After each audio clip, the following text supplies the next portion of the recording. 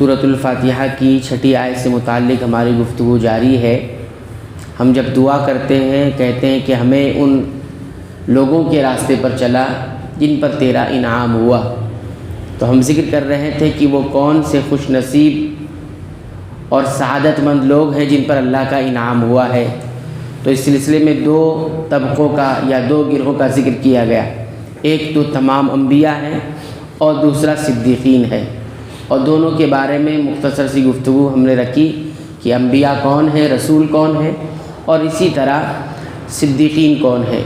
اس کے بعد تیسرا گروہ جو آتا ہے سورہ نساء کی آیت کے مطابق وہ ہے والشہداء ومن یطع اللہ ورسولہ فاولئک مع الذین انعم اللہ علیہم من النبیین والصدیقین والشہداء، ان لوگوں کے ساتھ ہوں گے جن پر اللہ کا انعام ہوا، یعنی کون؟ انبیاء اور صدیقین اور شہداء۔ تو تیسرے طبقہ جو ہے شہداء کا طبقہ کہلاتا ہے، شہیدوں کا۔ اب یہ شہید کون لوگ ہیں جس کا ذکر قرآن حکیم میں یہاں پر کیا گیا ہے نبیوں اور صدیقین کے ساتھ وہ کون لوگ ہیں، یہ سمجھنے کی ضرورت ہے۔ تو اس سلسلے میں علماء کی 2 رائے ہے کہ شہداء سے کون لوگ مراد ہیں۔ پہلی رائے، شہداء سے مراد علماء ہیں، ربانی علماء جو کتاب و سنت کا علم حاصل کرتے ہیں، حق سمجھتے ہیں اور حق ہی لوگوں کو بتاتے ہیں، تو یہ علماء ہیں کہ جن کو شہداء قرار دیا گیا ہے۔ اور اس کی دلیل بھی ہے سورہ آل عمران کی آیت نمبر 18 میں اللہ تعالیٰ نے ان کو شہید شہداء قرار بھی دیا ہے۔ فرمایا اللہ تعالیٰ نے شہید اللہ تعالیٰ نے گواہی دی ہے کس بات کی؟ انہ لا الہ الا ہو، کہ اس کے سوا کوئی حقیقی معبود نہیں۔ اور کس نے گواہی دی ہے؟ والملائکہ، اور فرشتوں نے گواہی دی ہے۔ اور کس نے گواہی دی ہے؟ وہ اولو العلم، اور ان لوگوں نے بھی گواہی دی جنہیں علم عطا کیا، یعنی علماء نے۔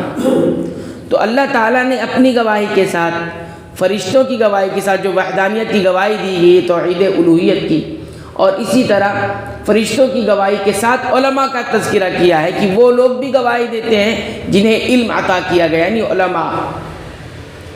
تو اس طرح سے علماء نے یہ بتایا، اہل علم نے، کہ شہداء سے مراد علماء ہیں۔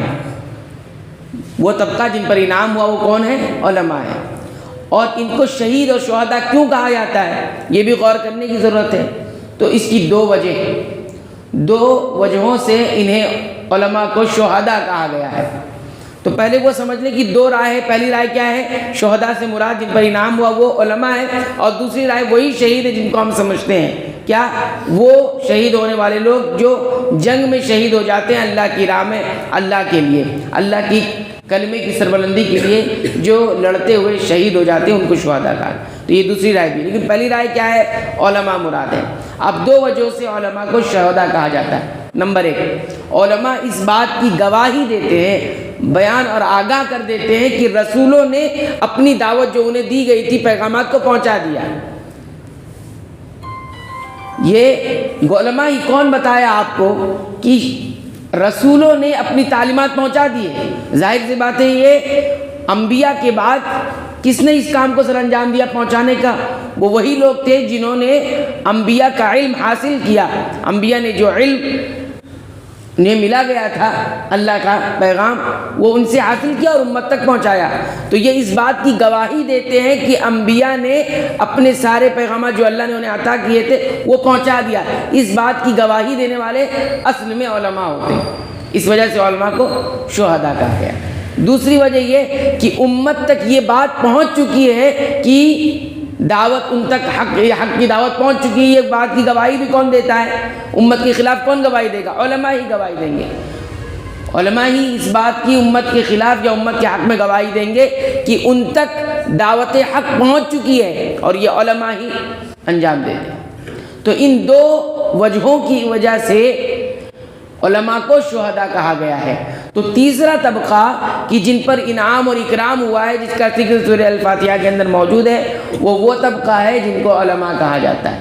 لیکن یاد رکھیں، یہاں سارے علماء مراد نہیں کہ کوئی بھی عالم بن گیا تو وہ اس میں داخل ہو گیا، نہیں، یہاں پر وہی علماء جنہوں نے حق کا یعنی کتاب و سنت کا علم حاصل کیا خالص اللہ کے لیے، خالص اللہ کی رضا کے لیے اور اس کی کلمے کی سربلندی کے لیے اور اس کی دعوت کو دوسروں تک پہنچانے کے لیے علم حاصل کیا، اور جب بھی ان کے سامنے حق واضح ہوا اور انہوں نے فوراً اس کی اتباع کر لی، نہ کسی اور دنیاوی مقصد کے لیے، مال کے لیے، شہرت کے لیے یا کوئی اور جاہ و منصب حاصل کرنے کے لیے، کسی اور کے لیے نہیں، صرف خالص اللہ کے لیے جنہوں نے کتاب و سنت کا علم حاصل کیا، اور جب بھی ان پر حق واضح ہوا فوراً اسے اپنا لیا، اپنی رائے کو پیچھے کر دیا، اپنی بات کو۔ یہ ایسے علماء کے بارے میں ہے کہ یہ وہی علماء ہیں جن کو شہداء قرار دیا ہے۔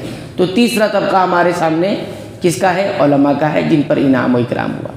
تو جب بھی ہم صراط الذین انعمت علیہم کہتے ہیں تو اس میں انبیاء کے ساتھ، صدیقین کے ساتھ کون ہے؟ شہداء ہے، یعنی علماء ہے۔ اب دوسری رائے بھی ہے کہ جس کے بارے میں علماء نے کہا کہ شہداء سے مراد وہی شہید ہے جو، اب یہاں پر ان کو شہید کہا تھا تو شہید اس حیثیت سے نہیں کہا جائے گا کہ اس کے اہل علم نے کہا کہ علماء بھی شہید ہوتے ہیں گرچہ اپنے بستر پر ہی ان کی وفات ہو جائے، وہ کیا کہلاتے ہیں؟ شہید کہلاتے ہیں۔ تو شہید دو طرح کا ہوتا ہے، ایک شہید حقیقی، ایک شہید حکمی۔ شہید حقیقی وہی شہید ہے کہ جو جنگ میں شہید ہوتا ہے اللہ کی راہ میں، اور اس کے احکامات الگ ہوتے ہیں، ان کی فضیلتیں الگ ہیں، ہے نا؟ احکامات کیا ہے؟ ان کو غسل نہیں دیا جاتا، ٹھیک ہے؟ اسی طرح یہ جو شہید ہے اس حیثیت سے نہیں ہے کہ اگر علماء وفات پا جائیں تو ان کو غسل نہیں دیا جائے گا، نماز جنازہ نہیں پڑھی جائے گی، بلکہ کیا ہے؟ ان کو غسل بھی دیا جائے گا، لیکن شہید حکمی میں ہے وہ، یعنی شہید کا درجہ انہیں ملا ہے، اجر ملا ہے، لیکن یہ شہید حقیقی نہیں ہے جو جنگ میں شہید ہوتے ہیں۔ تو یہ ایک مسئلہ تھا جو بتا دیا گیا۔ اب وہ جو دوسری رائے انشاءاللہ آئندہ درس میں ذکر کریں گے۔ اللہ تعالیٰ سے دعا ہے کہ رب العالمین تو ہمیں قرآن حکیم کی پابندی سے تلاوت کی توفیق عطا فرما، اس کے معانی پر غور کرنے کی توفیق عطا فرما، ساتھ ہی ساتھ اس کے مطابق اپنے عقیدہ، ایمان اور اعمال کی اصلاح کی توفیق عطا فرما، آمین۔ وآخر دعوانا الحمدللہ رب العالمین۔